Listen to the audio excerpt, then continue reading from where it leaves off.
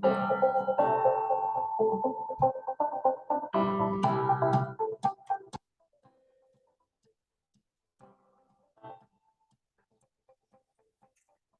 everybody. Welcome to the SOS Small Business Success Podcast. I am your host, Bonnie Bonadeo. I love joining you guys each and every week and sharing tidbits of information on how to be able to take your small business to the next level. I focus in on a program or a framework that is based on sales, operations, mindset, marketing, and education. And within those 5 anchors that I call them, it gives you an opportunity to be able to look at building your brand so that you can survive, and developing you, okay, and your team so that they can thrive. And every day, small businesses are getting harder and harder to be able to manage, harder and harder to be able to be profitable. But where I see most of the mistakes is not necessarily in what the society or what the economy is doing to our business. Where I see most of the mistakes is what we're doing to impact our business that is working against us. So as you guys all know, that I mainly cater to the beauty industry. I've been a licensed cosmetologist for 40 something years. Worked behind the chair for many of those years, was an international educator for major manufacturers for many years, produced and directed many of our industry's biggest and most popular events, and decided then with all of this to be start my own business and become a coach. So got some experience in there. Now, other than coaching that I do right now, I also am a salon director, marketing and communications director for my fiance's salon, Intrigue Salon, in Atlanta, Georgia. A big, beautiful, thriving salon, thank gosh. And I want to tell you guys, I see this stuff happening all the time. I don't just see it from my clients from a coaching perspective. I see it because I'm in the salon biz and I'm in the salon. So I see this stuff happening all the time. This particular topic today in SOS Communications is kind of more geared to our more independent folks. The ones that are maybe not in a system-based structured employee environment. However, I'll take this to the next layer to be able to share with you how it can be very impactful if you're an employee-based salon, and how to be able to improve the communications with your stylists or service providers to the clients. So it still works, but today I'm going to focus more on the picture of more of our independent people. So communication, you guys, it's a skill to learn, just like cutting and coloring. Okay, we were not born with effective communication skills. We learned our communication skills within our dynamics of our culture, our family, our communities. This is how we learned communication skills. And most importantly, we learned communication skills based on the way that we grew up. Okay, so if you had an accent because your parents were from another country, it's quite possible that you have that accent too. So do you see how impactful that family dynamic is to how we communicate? You know, they make expressions like, you know, Italians talk with their hands. Greeks are very loud. So these are generalizations, of course, and they're assumptions, of course, but you can see that there's this cultural dynamic of how this happens. So we learn communications in a particular way. And even though, you know, we have put ourselves out into society and have jobs and, you know, work with the public, especially in our industry, what we probably haven't done is learned really effective communications or systems in communication that can help you be more effective. So if you knew that when you were going to be doing a particular service on a client, okay, there would be a starting point, there would be middle points, and then there would be an end point when you knew that you were done. It's the same thing with communications, okay? And it's the same thing in any small business. You know, the cook can't start the order until the order is put in by the wait staff, right?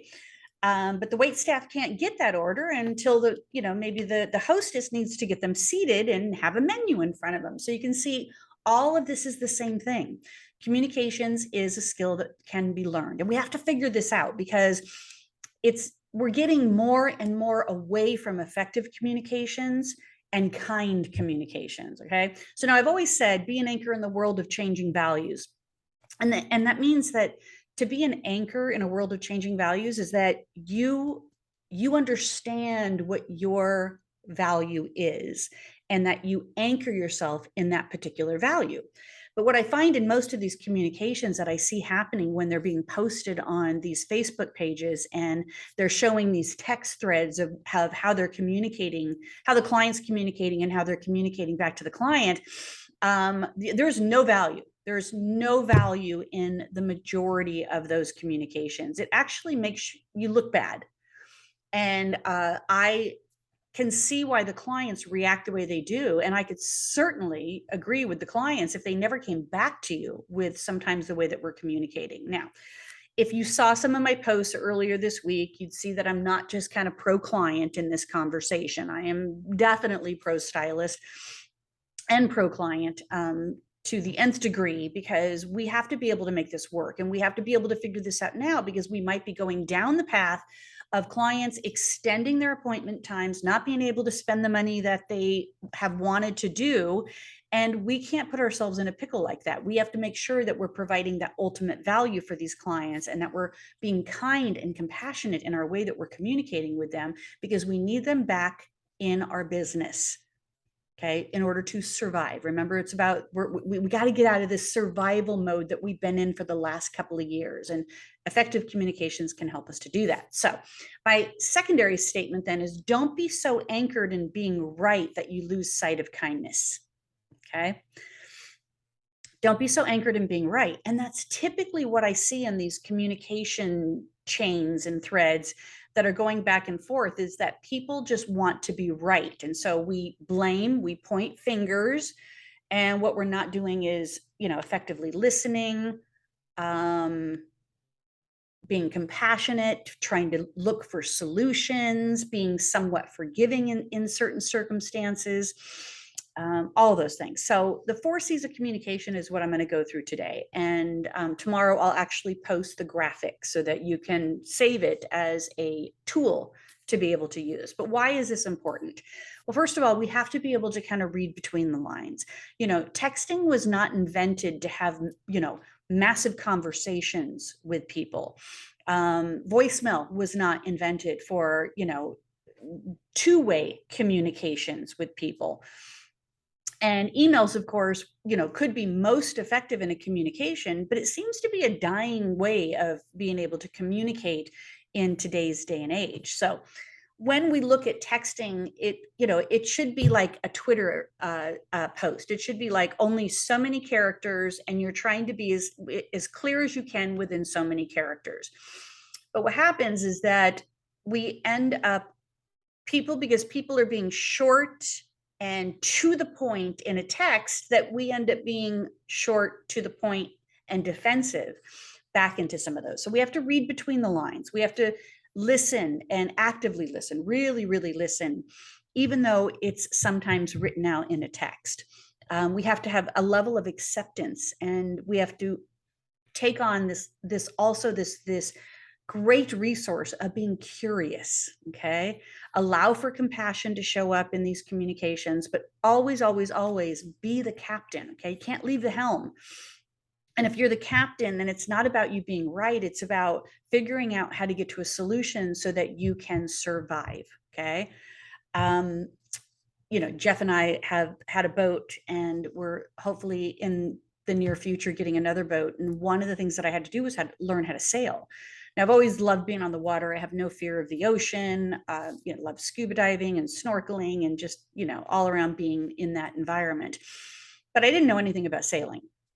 And so it was like learning a brand new language. So it wasn't just learning to sail, it was learning all of the communications to be able to sail. And beyond that, when we were out on our boat, and we were anchoring, or we were picking up a mooring, I'm going to sneeze. and or looking for directions or figuring out where we, how do we get from point A to point B by reading, maps and charts and stuff like that. There is so much communication that we didn't understand, not just in our world. Now, of course, Jeff's a pro at this, more so than me, but I didn't understand what he was asking of me because I didn't have enough comprehension of what references he was using, what phrases he was using, how he was describing certain things. So when we got into situations where I had to be in action, I had to be part of the crew and help out, I didn't really know how to communicate effectively of where I was at or what was going on. And when someone finally taught us and learned us and showed us some skills, and I learned how to be more effective in the communication, we had so much more ease in trying to accomplish certain things. Because, it's not like a car where you just kind of like hit the brakes and stop and put it in park, and on a boat, you're constantly moving. You got wind, you got water, you're constantly in motion. So you're never really at a stopping point unless you are, fully anchored or moored or docked. So there's a lot to that. There's a lot to those pieces and parts. So for those of you that are into boating and sailing, you understand this. It's what happens sometimes when we get into these communication trails and we become very ineffective because we think that in texting that we need to be right. And I want to share with you what I consider to be my 4C's of communication as a different approach to be able to look at. And I'll give you one example in the end, but I'll carry this conversation on throughout the rest of the week to be able to support you in this and give you some other examples as well. Okay, so here's the scenario. You have a client that is communicating with you via text, call, or email. Okay, so I'm going to say that in most cases, what I'm seeing out there is poor text communications. All right. Here's the 4C's. I'm going to go through it. So the first C is connect through acknowledgement. All right. And I'll explain each of these as I go through them. The second one is compassion on purpose. The third one is curiosity through questions. And the fourth one is clarification to solution. All right. So let's break these down. So number one is connect through acknowledgement. So the first thing you want to be able to do is connect with somebody when they're texting you. So if a client sends you a message and it says, I need to cancel today. Now, and it's not about teaching them how to be a more effective communicator. It's about us being more effective in our communications to offset maybe some of the communication skills that they're not putting any of this into play with. Okay. It's not teaching them how to be better at communicating. Eventually, when you are in the captain and you're at the helm and you're leading your business with systems in a particular way, you are teaching them how to communicate with you. But in these circumstances, it's not about smacking down the policy and procedures of what your business is about in the front end. It's keeping in mind that you're having a dialogue, you're having a conversation. So connect through acknowledgement just means find a way to be able to just connect with them. And acknowledgement is simple, you guys. It's hello, hi, how are you? Thanks for reaching out. Thanks for letting me know. Okay, so you're just opening up that text with something that is creating the connection of, hi, I'm so glad to hear from you, or how can I help you? What can I do? All right, do you see how simple that is? But I see endless texts where a client has sent something to you and you don't even say hi. You don't even say, nice to hear from you. You say nothing. You just go right into being defensive and trying to be right. And then, of course, you can see the way that the rest of the thread goes, that the client now is triggered and they're going to be defensive back. And somebody has to be right and somebody has to be wrong in these type of scenarios, right? And that's what you don't want. There's no right, there's no wrong. You're salvaging something's come up and you're trying to make the best of it. And in the process of that, there is an opportunity to be able to educate them, but not on the first sentence, never on the first sentence. Okay. Now, the second C is compassion on purpose. And by the way, for those of you guys that are listening to my audio broadcast, you can get this video so you can see my slides, you can see the teaching elements of it if you go onto my YouTube SOS Small Business Success YouTube channel, and you can source this one called SOS Communications. Okay. All right, so the second C is compassion on purpose. And when you think about compassion, it means that you're bypassing reaction. So I initially want to be like, how dare she cancel on me? Okay, that's initially what I want to do. It's a human nature for us to want to be very reactive at first. Or, what do you mean you don't like your hair? It looked beautiful when you walked out. Okay, so do you see how we're definitely trying to be reactionary and we want to be right? That's kind of how we go into this texting here. But I want you to pause. I want you to pause in this moment. And I want you to remember that compassion is designed to be able to bypass reaction and reduce any triggers in you and triggers in them. All right. Otherwise, the conversation is going to go nowhere. The communication is going to be ineffective. And there's the potential of you losing the client. All right. So you want to be able to find the compassion. So compassion is not admitting fault or blame or guilt. Okay. But it's just saying, I understand. Of course. Got it. Tell me more. All right. So you're kind of just like, I hear you. I'm allowing you to come in and let me know what the scenario is, what the case is going on here. And I'm just going to be actively listening during this minor part of compassion. Okay. I'm going to highly suggest at this point here, you don't apologize. Okay. You always want to say thank you over apologizing. So instead of saying, I'm sorry you're not happy with your hair, you would say, thank you for letting me know. Okay, thank you for reaching out. All right, you're not admitting guilt in that. When you say, I'm sorry you don't like your hair, you're blaming them. You can hear the blame in that, right? Or I'm sorry you're not happy with it. It makes you look like you are not the expert or potentially not as competent. So it diminishes your value when you apologize like that. And of course, there's always times that you definitely need to apologize. But in these text communications, I'm going to suggest that you avoid, I'm sorry, anywhere in this thing. Okay. So I understand, of course, got it. Tell me more. Those are compassion statements that you'd want to put in there.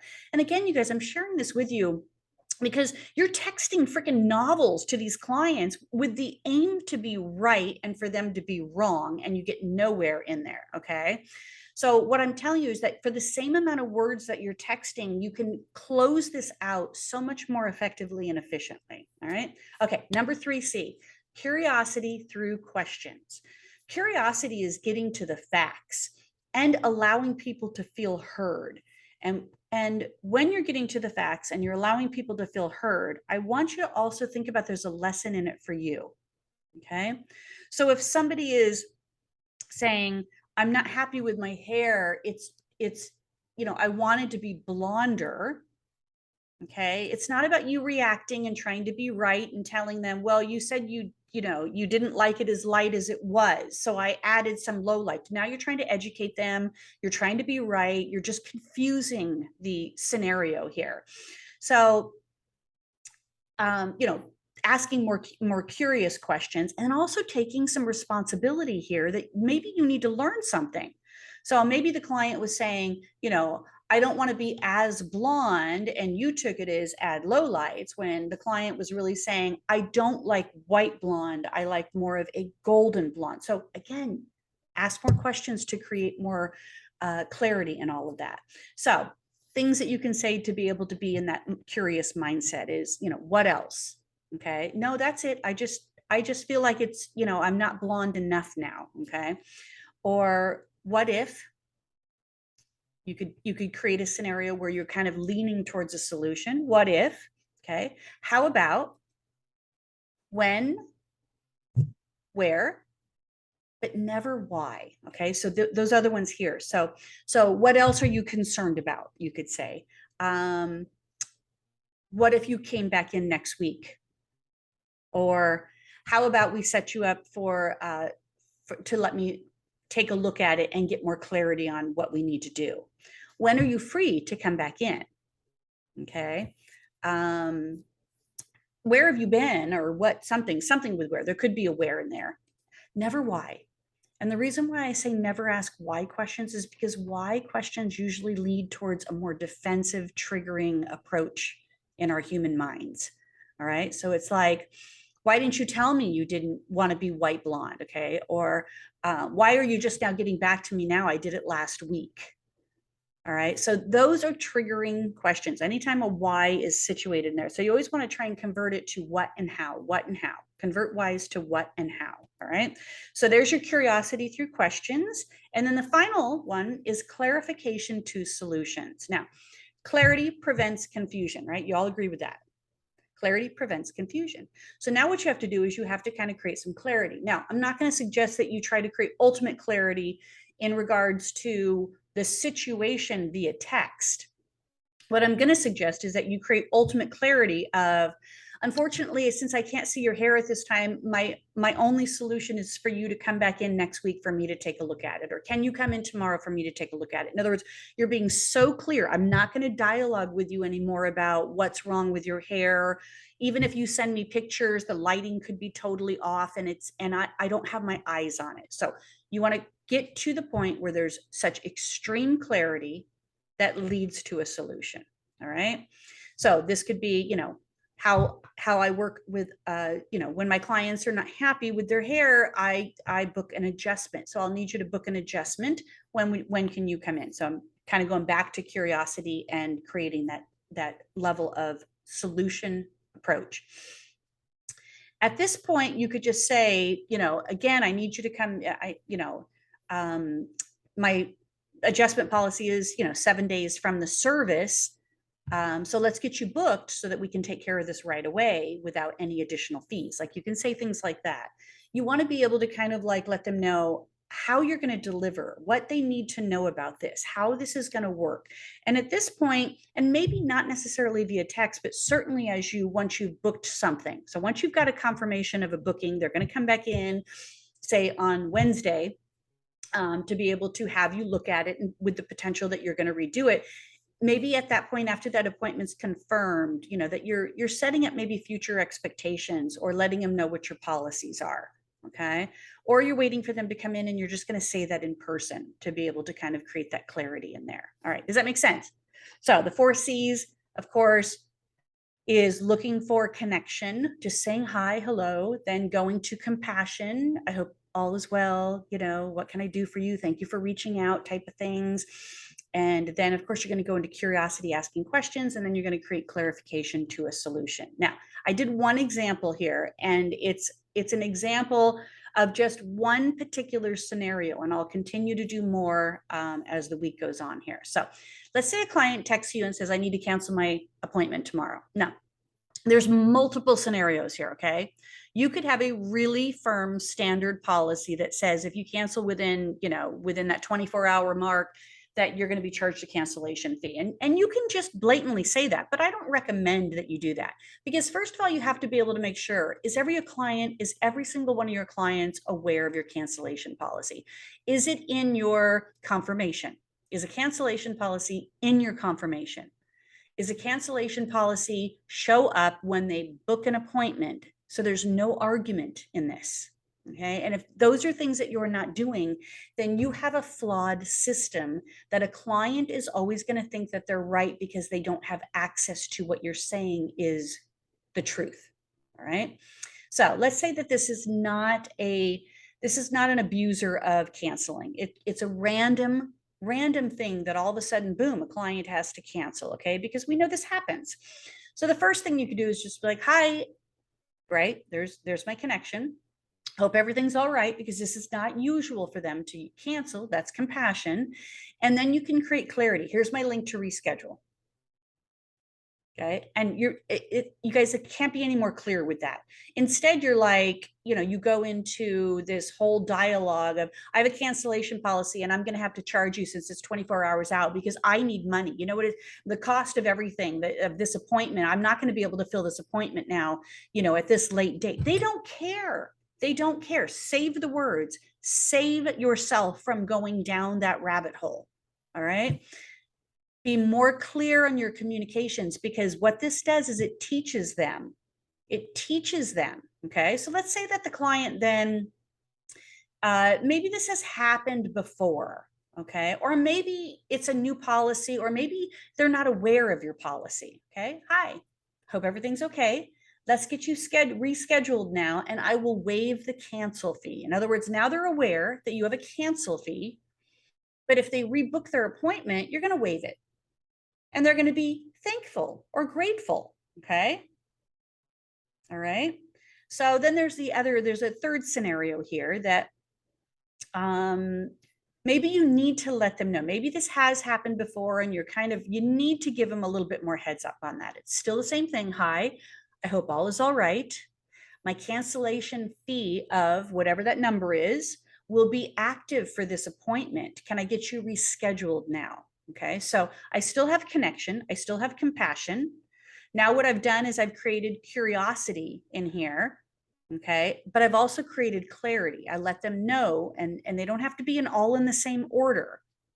Okay, of the 4C's. Sometimes you got to mix it up a little bit, but you're letting them know that the cancellation fee is. So they might say, I didn't know you had a cancellation fee, or can you waive the cancellation fee for this time, or I can't reschedule at this time. Then what they're doing is kind of giving you permission that it's okay for you to go ahead and charge the cancellation fee. Okay. Now there's a fourth and final one. And it obviously it's a little bit more words and a little bit more texting, but it creates an enormous amount of clarity in one text that if they kind of keep going on and on and on, you've already provided the solution in this, so you don't have to keep texting them. I can't even imagine how time consuming that is when you're texting clients between trying to book appointments or trying to take care of things, right? So here's the final one. Hi, I hope everything is all right. My system is set up to charge a cancellation fee for 24 hours out. I'm happy to waive this for you today, but let's get you rebooked so you can look your best. Okay, so I'm giving them a grace. All right, I'm kind of giving them this opportunity. They now know there's a cancellation fee. So if it happens again, I'm very clear that I am going to be free to charge for it. Okay. Now, again, you guys, this is assuming you don't have something set up on the front end. This is a forgiving approach. Okay. If you have very clear systems and it says that if you cancel, 24 hours out, there's a $50 charge for a cancellation type of thing. And that's very clear in your confirmation. It's very clear in your, confirming the appointment, 1 week out, 3 days out, 1 day out. If all of that has clarity on it, then you can charge for that cancellation fee. No problem. Do it. But you got to get more sophisticated with your systems if you're going to be able to do it, because if you're going to have to ask for their credit card, they're not going to give it to you. Okay. Or they're going to be unhappy about it. Or they're going to be like, great, now I got to find another stylist. Or crap, I'm going to go to her one last time, but I am going to ask around with my friends and family and find another stylist in there. Okay. We got to get better at our system. So I hope that makes sense. So let's go through the 4C's one more time. First C, connect. Second C, compassion. Third, curiosity. And fourth is clarification. Again, you can mix those up a little bit. All right. But usually not the first one. The first one, the connection with acknowledgement, you should always start out that way. Compassion, curiosity, and clarification can kind of be mixed into your communications in there. But you can see how I was able to kind of create a close to that communication all in one text instead of, oh, I thought you were happy. It looked so good. You said you liked it before you walked out the door. Let's say that they weren't happy with it.